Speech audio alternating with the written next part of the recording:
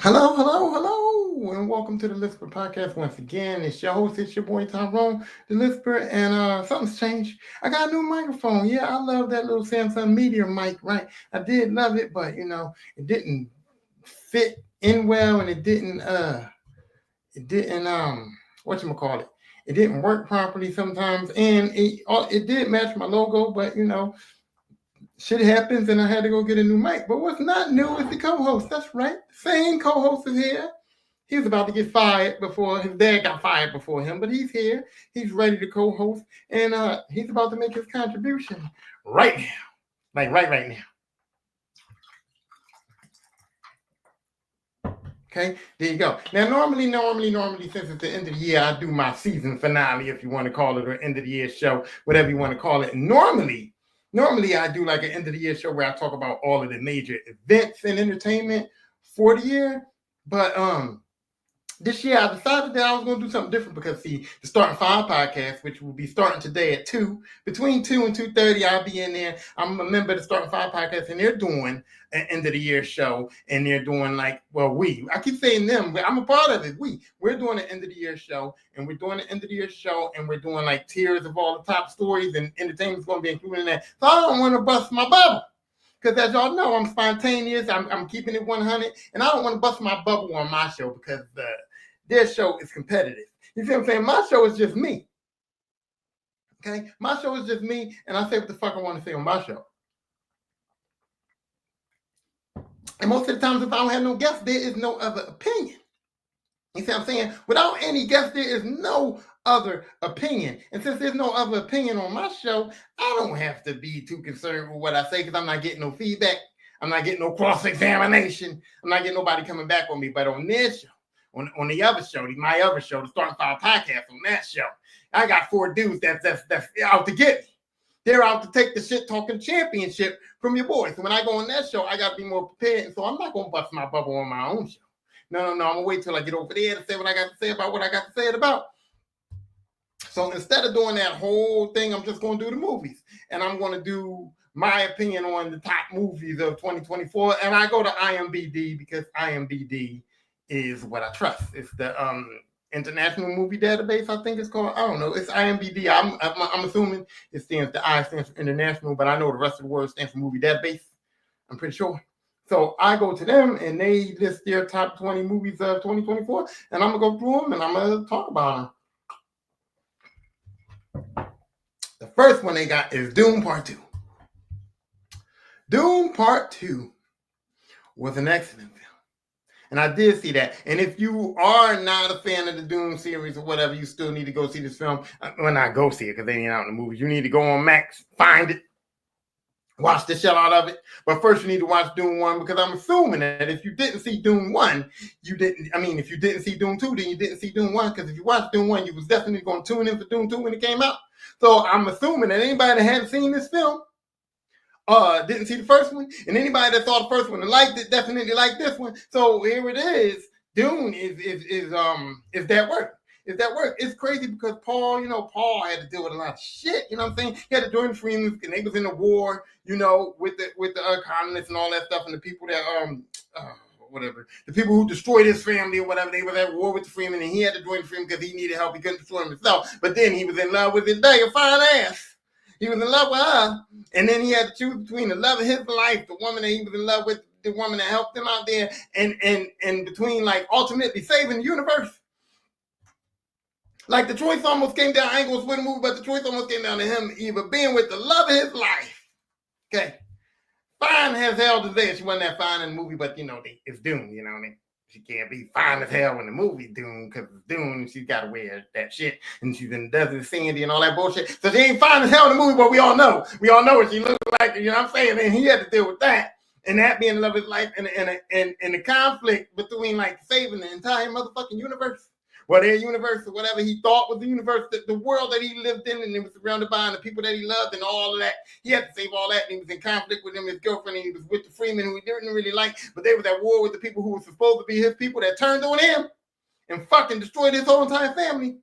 Yeah, that's what that movie's basically about. So you see why it would be good now. Now, I like the movie. I actually love the movie. I think that Dune 2 is a good movie, but it has a special place in my heart because it's one of my favorite movies without my favorite things. Dune does not have a lot of KFC in it. It isn't killing, but the damn sure ain't too much fucking and cussing. It's PG-13, so it ain't the killing ain't too graphic, and it's not too much fucking and cussing. So without the fucking and cussing, I'm kind of like, but it's still one of my favorite movies.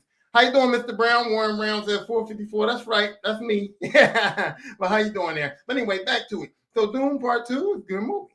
The Brutalist is on this list as number 2. If anybody knows what The Brutalist is, hit me up in the comments. Tell me because I don't know. I mean, I've heard of it. I've never decided to watch it. I've never really was interested in it. Nosferatu. Now, anybody that know me know I love vampires. I love vampire lore. I love everything about vampires. And most of the time, most vampire films involve killing fucking cussing. Most of the time, I enjoy the killing fucking cussing that comes with watching a movie that involves fucking vampires, right? Except for that Twilight shit. Now, y'all know I have a disdain for Twilight. And if you don't know, go back to the list of podcasts and let's look up the episode Daylight. And it will show you and tell you all of the disdain that I have for the Twilight films. The Twilight shit is the worst vampire shit I ever seen. Okay. It's just that bad. But in spite of that, I do love vampire shit, right? And Nosferatu was something that I didn't watch. Let me tell you why I didn't watch it. The trailer didn't entice me. The trailer for Nosferatu didn't make me want to see it. It seems weird. It was slow. Didn't really show no vampire shit. It was dark. It was like boring. I was watching that trailer and I was going, oh, bored. You know what I'm saying? I was bored with watching the trailer, so I felt like nothing enticed me to want to see that movie. And then I was thinking, like, it's not even a movie about him. It's about a girl being cursed or foreseeing the future and foreseeing him coming and warning the people or something. Because he just kept saying he's coming. And I'm like, come on then. I want to see Nosferatu, but I ain't going to see the movie. I did not have an enthusiasm for it. And so I said, you know what? I don't want to go to the movies and spend my money in the movies and get disappointed. Now I have all the streaming apps, so when they come on the streaming apps, I'll watch it essentially for what I like to call free, even though I'm paying for the fucking app. If I click the button and it don't say pay again right there, then that shit's free to me because I'm already paying for the fucking app. So yeah, I'm gonna see Nosferatu for free, but I will eat my words if it's good. And if anybody on here says it's good, I'll eat my words right here live on the stream.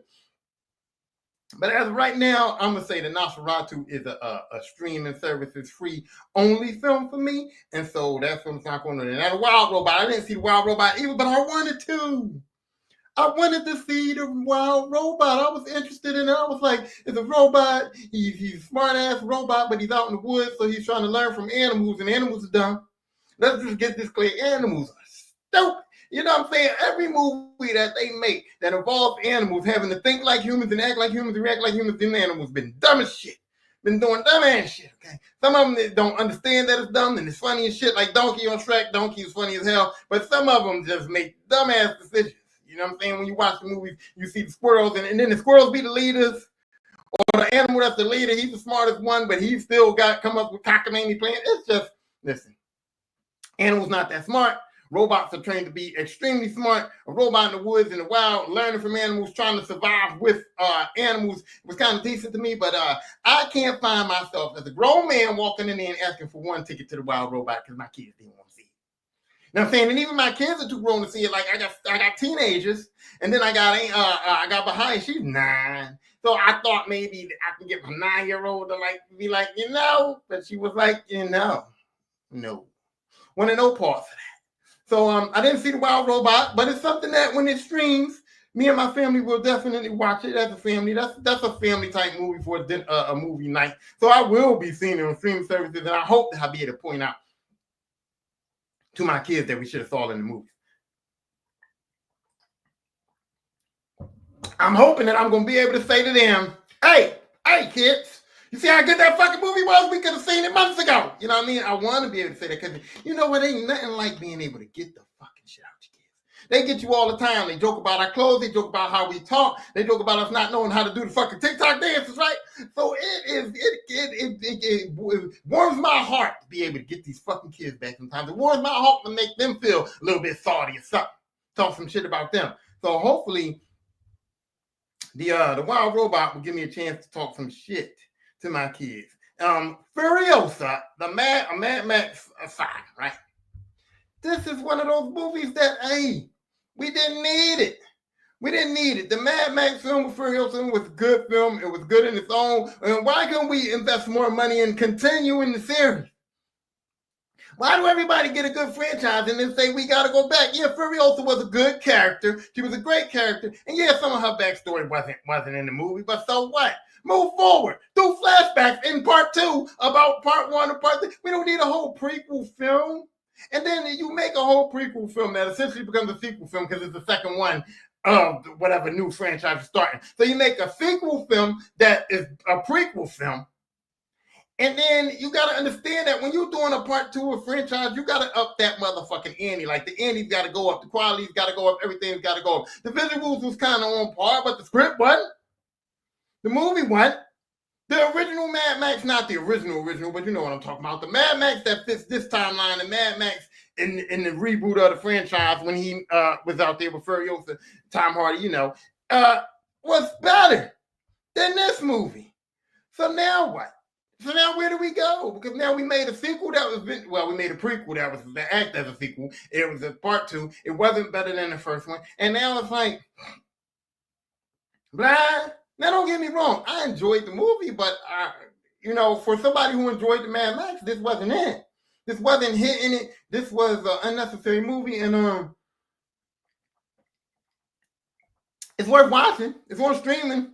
So if you got the streaming services for it, I don't know what streaming it's on. It may be on HBO Max or whatever. But if you got the streaming service for it, it's worth watching. It's a fun movie. It's good to watch. The plot in the movie is only bad because you're comparing it to where it came from.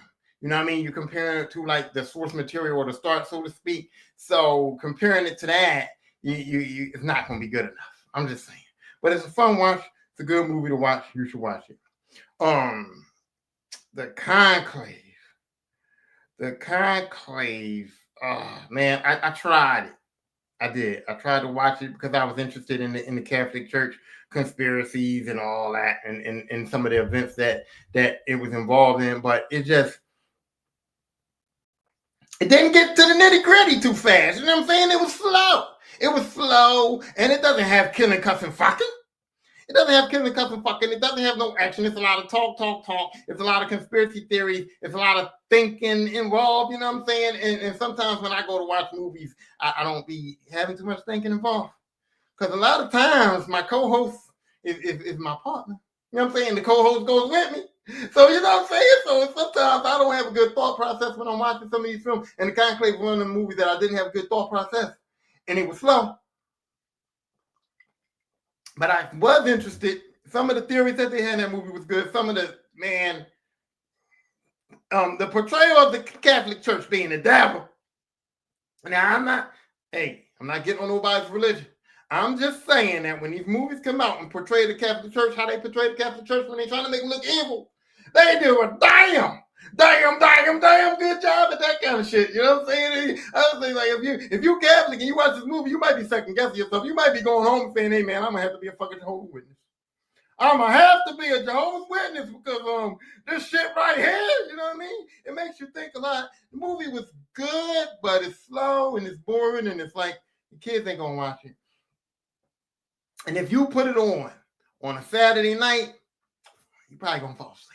You know what I'm saying? If you put it on in your dark room on a Saturday night, especially if you work the weekends, you came home from work, and you think you're going to watch a good movie, and you just lay down on the couch or in the dark room, and you put that on, you got your popcorn, you're going to wake up, the popcorn's going to be on the floor, and you're going to have drool all day in your chin and your cheek. There's going to be popcorn kernels stuck in your teeth. Movie going to be the fuck off. Quite possibly the TV might be the fuck off, because that's how knocked out you was going to be. Let's see. Some of these movies I don't know. Anora, I don't know about. All We Imagine is Light. I don't know about. The Challengers. Okay.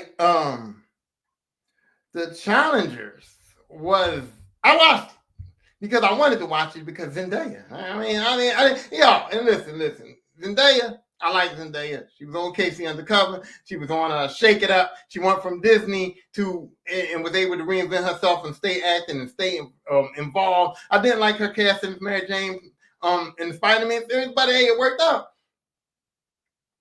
For what they was doing, it worked out. And then I thought it's not believable that Peter Parker would date that Mary Jane, but then Tom Holland and Zendaya are dating in real life. So what the fuck do I know? You know what I'm saying? What do I know? But I like Zendaya, so I watched that movie because of Zendaya, and I didn't expect nothing of it. It was about the tennis girl that she was a pro tennis player, and then she decided to turn to a coach, and then she, turned her husband into a champion and all that. It was a decent film. I was pleasantly surprised. I enjoyed it. It had some funny moments. It had some sad moments. It had Zendaya, and she's a very good actress. And so, I recommend seeing The Challengers because I liked it. Not a lot of killing, some cussing, little fucking. You know what I'm saying? But I mean, it don't have to be completely killing, cussing, fucking for me. You know what I'm saying? I can appreciate a good script. I can appreciate some well acted shit. You know what I'm saying? So this movie, it gets my thumbs up. Wicked. Listen. For what it's worth, I understand that Wicked was the big movie of the year. Oh my God, everybody's got to see Wicked. Wicked this, Wicked that, Wicked with a baseball bat. But once again, I'm not too interested in the prequels. I'm not too interested in where the movie started. For me, a lot of times you get to a movie and you see what happens and you don't really care about the backstory, okay? You don't really care about the backstory. And by the way, they did make Wicked a real interesting backstory. You know what I'm saying? Because you think Wicked and you think of the Wicked Witch or the whatever, and you hated her, didn't you? The Wicked Witch of the West. You hated her. You 100% hated the Wicked Witch of the West. The Witch of the West. I ain't gonna get you, my fitty and your little dog till you hated her. You thought she was a wicked ass, witch ass bitch. So it is kind of shocking and understandable to bring some lore to the situation when you find out that maybe she wasn't a wicked ass evil bitch. Like at one point she was a good person, a nice girl. Maybe she's not the real villain of the situation. You know what I'm saying? Maybe she was the hero of the situation. And you like to see redemption stories of villains. You know what I mean? And you like to see what made a villain become a villain sometimes. But they did it. They did it on the stage play. They had a whole stage play and they did it. It was successful. Everybody loved it. It was a good stage play. And so why did they have to make it a movie? Because they want money. They want money. And Wicked was a hit Broadway play. They already had it done. And then they realized they could turn this hit Broadway play with a couple of tweaks and some and a celebrity actress and why can't I think of her name now? She was she was Cat on Sam and Cat. I can't think of her name now. Let me see. I can't let it go. Can't let it go. Because I just said she was a big time celebrity actress and I done fucked up. I didn't even remember her name. Ariana Grande, right? So they had Ariana Grande and they realized that they can turn a Broadway play, Broadway musical hit into a musical film and divide it up and turn it into two musical films, which two musical films are going to probably both be movie of the year, both of them. So yeah, I get why they made it, and it's sound film, but it's a sound Broadway show. You know what I mean? You don't tweak it too much. When you got something that's working so perfectly and so good, you don't tweak it too much. Now, mind you, you do have to tweak the play from the stage play to film, but you don't have to tweak it too much. And I think they found a perfect formula. I think they found the little small changes in the story, the little Easter eggs that they put in the Wizard of Oz, the little tweaks that they made to the story as opposed to the play, I think was really great. And so, Wicked is recommended to be seen. And if you haven't seen it in theaters, I think you still got a little bit more time. I think that you can still find it and figure it out and watch it. And if not, it's going to be on streaming real soon. Matter of fact, it's already on streaming, but it got that little lock thing there. When you go on your streaming services, it's got that little lock thing there. That means you got to pay for it, pay or rent it. And I ain't down with that. I'm not paying or renting it. If I wanted to pay for a movie, I would have paid for it when it was in theaters. And if I want to rent a movie, that's why they shouldn't have never got rid of Blockbuster Video. You know what I'm saying? Now you want people to rent movies off streaming services. Why would I rent it off streaming service? And in a month, I'm going to be able to watch it for free. I'll wait. Okay? I'll wait. Now, the next two movies on this list, I don't know. Humanist vampire seeking humanist vampire seeking consenting suicidal person. Is that a real movie? I have not heard anything about this film. I have not seen any previews of this film. And this film is number 19 on the top 20 movies list on IMDb. And the title's too fucking long already.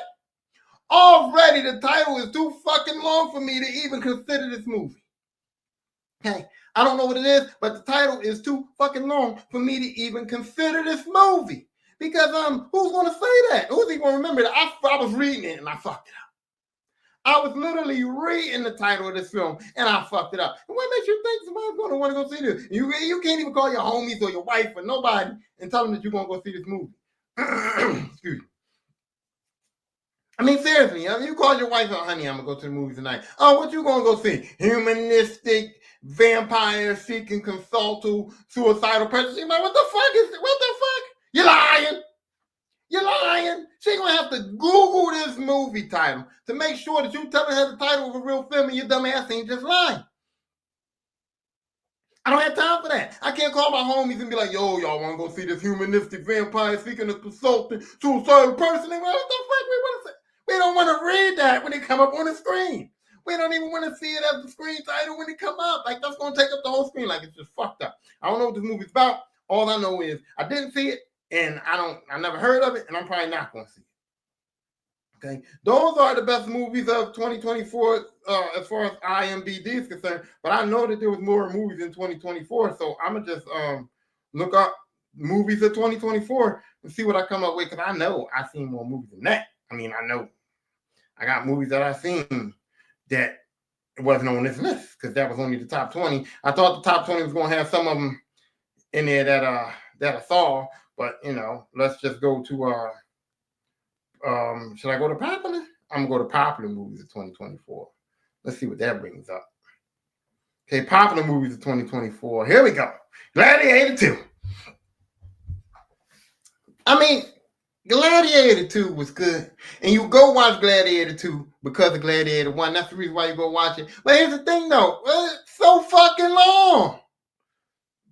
It was so fucking long that I never thought that we was going to see a Gladiator 2. Gladiator 1 came out. Gladiator 2 took so fucking long to come out. Nobody expected it. Nobody anticipated it. It was so far long that you couldn't even link it to the first one for real, for real. You know what I mean? It was hard to link it. And nobody asked for it. You know what I'm saying? Nobody wanted. Now they're already talking about making a Gladiator 3. So maybe Gladiator 3 will come out, in a good time, maybe in 2 years, maybe in 3 years, you know what I mean? And make it a little bit more closer, make it a little bit more relatable. You know what I'm saying?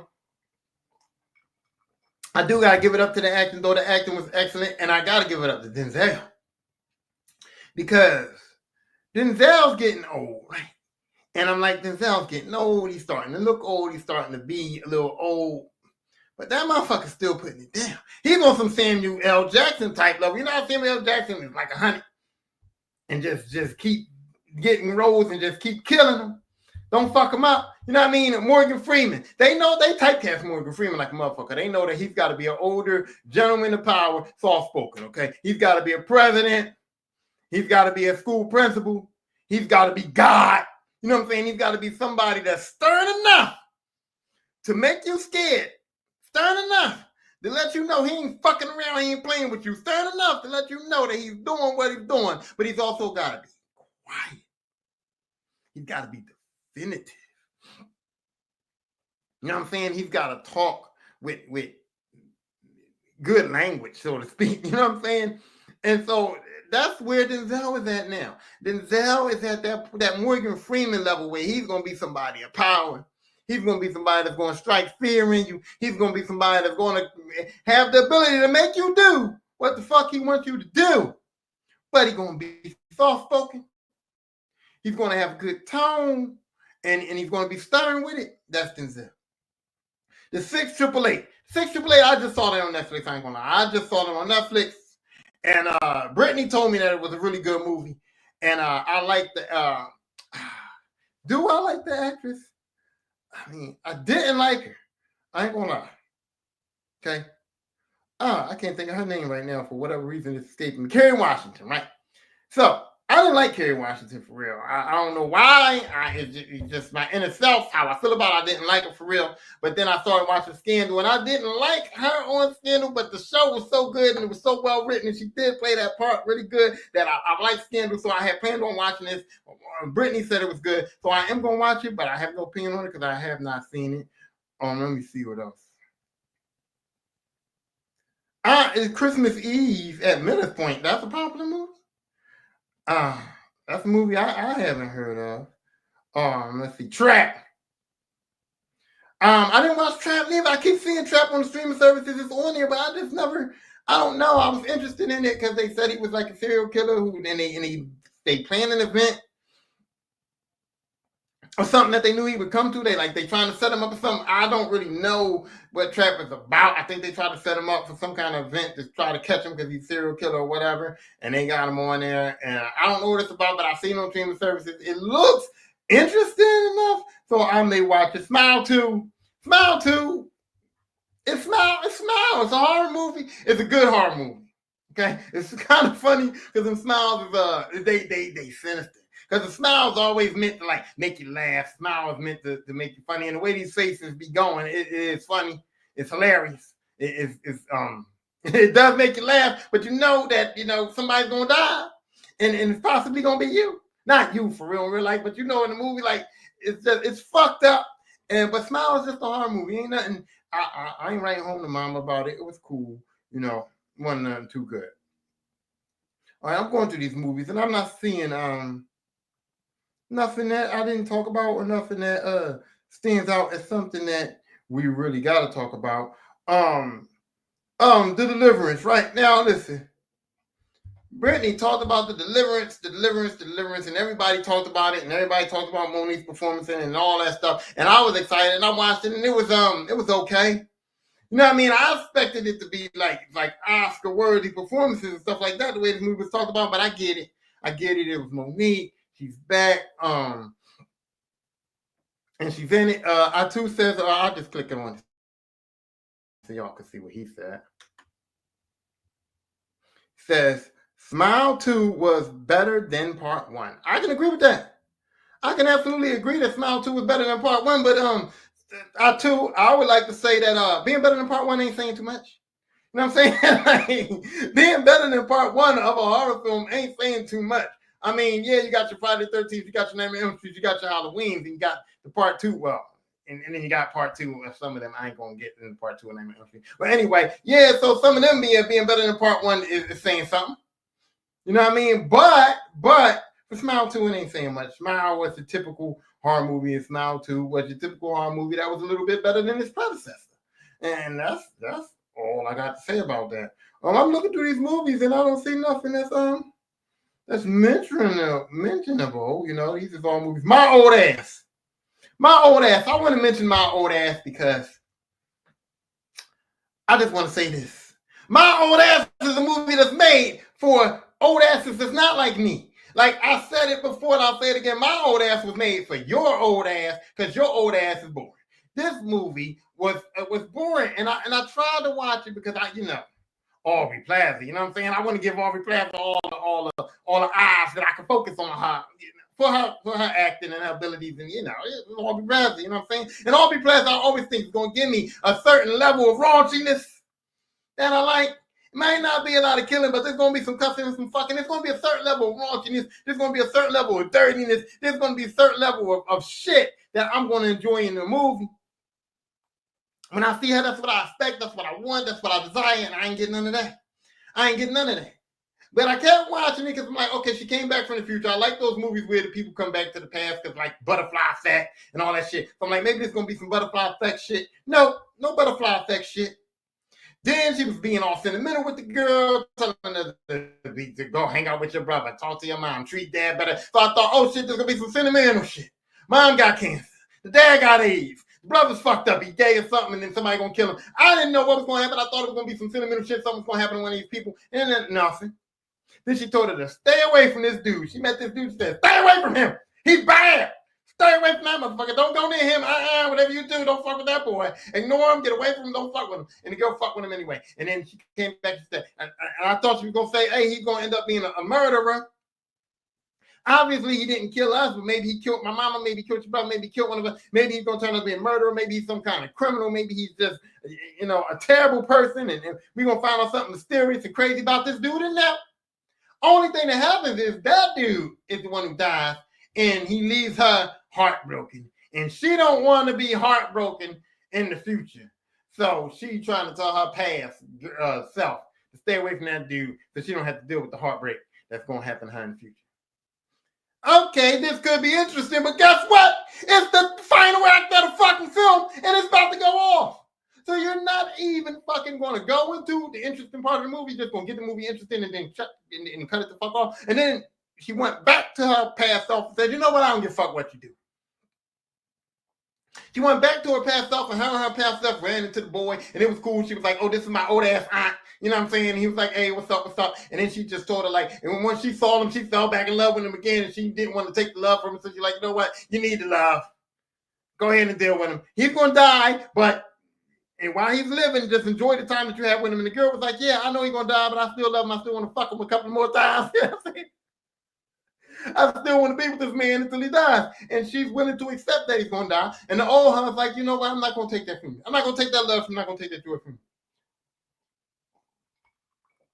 And I was pissed. You're not going to take that love from your past self. You're not going to take that joy from your past self, but you're going to take 2 motherfucking hours of my day from me. 2 motherfucking hours of my valuable time to put out this bullshit to ultimately do nothing. The movie did nothing. Didn't make me laugh too much. Didn't make me cry at all. Didn't give me no killing, no cussing, no fucking. Well, a little bit of corny fucking.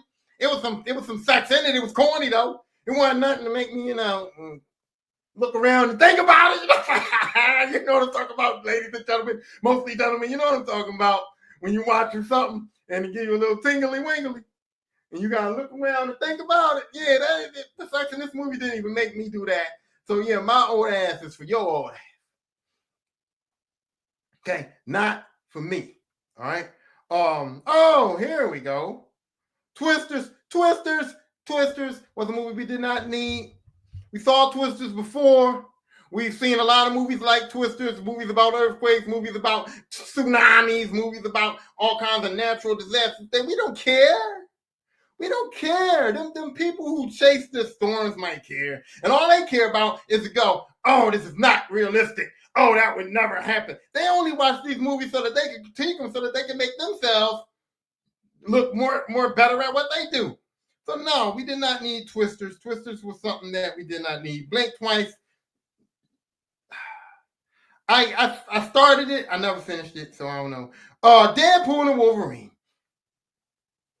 Deadpool and Wolverine, y'all gonna be mad at me for what I'm about to say. All you Marvel fans might be mad at me. All you people that love Wolverine, you guys as Wolverine fanatics, might be mad at me. But fuck Deadpool and Wolverine for real. Deadpool and Wolverine was really, for me, a motherfucking letdown. I thought Deadpool and Wolverine was going to have some real multiverse implications. I thought Deadpool and Wolverine, especially after Kang got fired or hired or whatever the fuck happened with Kang, after they switched to Doom Dynasty, that they would go back and do some reshoots to like link this shit in or something. I mean, they even gave us a bullshit after post-credit scene that didn't link nothing up. I thought this was going to link the multiverse together. I thought they was going to give us something. And all they gave us was Deadpool and Wolverine. That's literally all they gave us. They gave us Hugh Jackman as Wolverine, playing Wolverine as Wolverine would play him, except in a rated R setting, he was a little bit more vicious. In a rated R setting, he was supposed to say fuck when he implied fuck a lot of times before. We didn't say it in the other movies. But, okay, so all it did was give us Wolverine. It gave us Wolverine. It gave us the costume. It gave us how he really would talk. It gave us a little bit more violence and viciousness on Wolverine's part. And it gave us the same old Deadpool.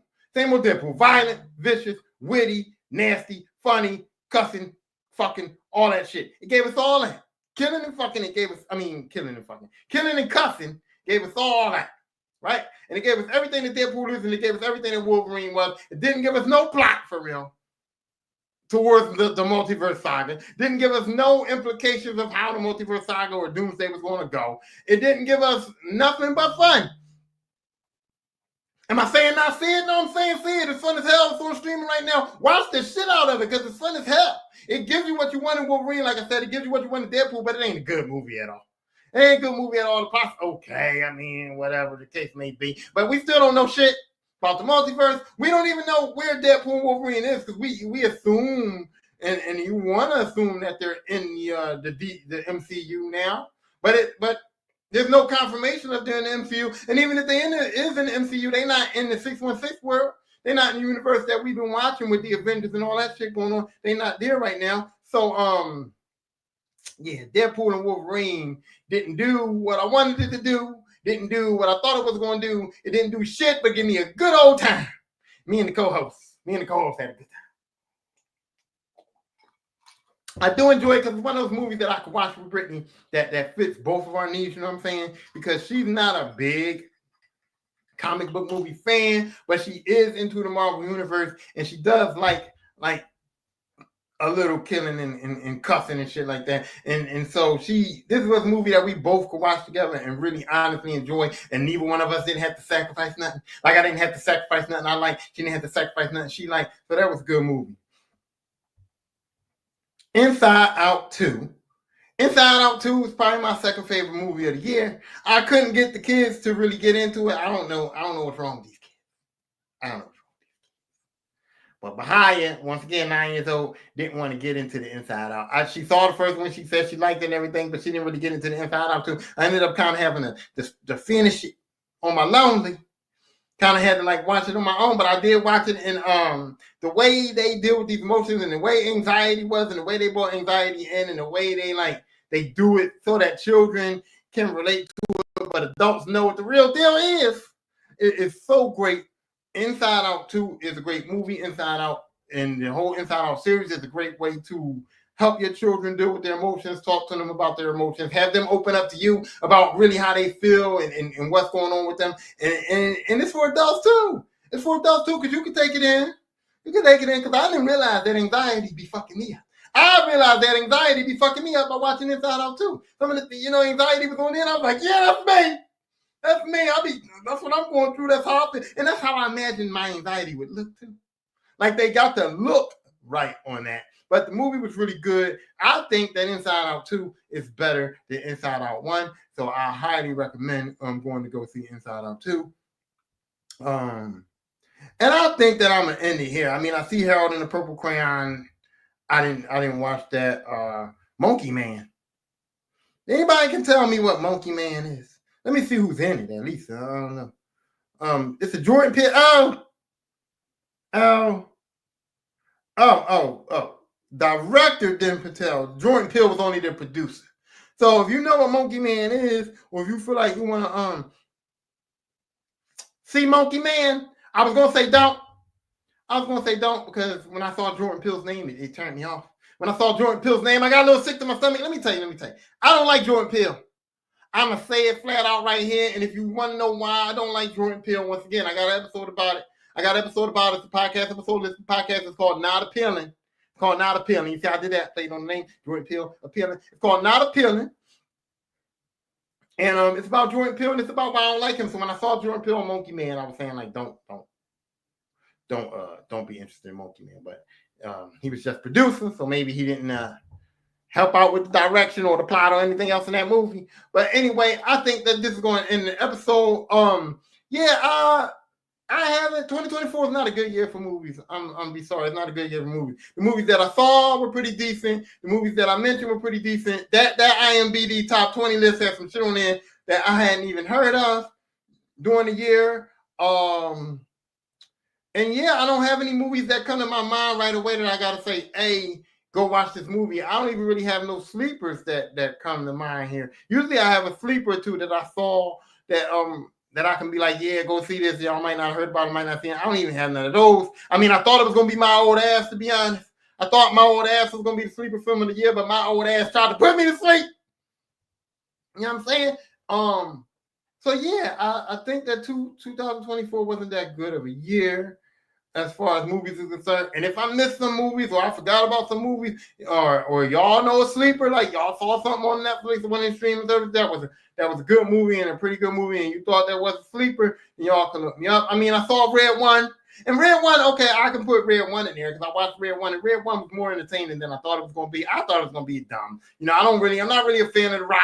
See, I'm saying everything I say, y'all know is true. I got a movie about The Rock saying, it smells like chitlins. It's a play on Do You Smell What The Rock Is Cooking? And I think The Rock's movie career stinks.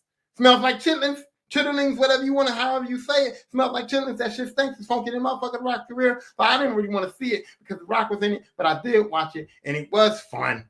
It was entertaining. It was cool. It was cool. I gotta say that Red One was cool, and you should watch Red One. But that's it. I want to give a shout out to me, shit talking champion of the world. I want to give a shout out to the WWE because Wrestling Monday Night Raw will be streaming on Netflix on the 6th, and it seems like it's going to be a banger fucking lineup for that Monday Night Raw show. I want to give a shout out to 1800. That's right, because guess what? A lot of people won't advertise for free on their shows, but I do. I drink 1800 over here. 1800 is the co-host. And 1800, anybody from 1800 ever sees this, hey, your boy is still looking for endorsement. Same thing with Ralph Lauren. Shout out to Polo. I didn't wear Polo today, but I wore because I wore my shit. Sometimes I got to pump up my own self, but shout out to Ralph Lauren. Shout out to Polo. And shout out to the Starting Five podcast. The Starting Five podcast. Starting Five podcast. Look it up on YouTube. Look it up on Instagram. Look it up on TikTok. Look it up everywhere because that's where I'm about to go. Okay, and if you want to go with me, just go look up the Starting Five podcast because I'm going to be over there in a few minutes getting busy on our end of the year episode. And so shout out to I2 who never says nothing to me on Facebook, but always comes to the lives and always participates in it. He's somebody that I've known for a long time. We haven't linked up, which we probably should do, but we've been friends since high school, and him and my sister were friends his sister and my sister were friends even before that. And so I've known him most of my life, and I thank him for the support. I think Mr. Warren Brown, retired member of the local union 454, he always at least stops by to drop a little comment on me, and I really appreciate that. That man taught me a lot as far as my real career is concerned. And with that being said, I guess this is going to end the episode.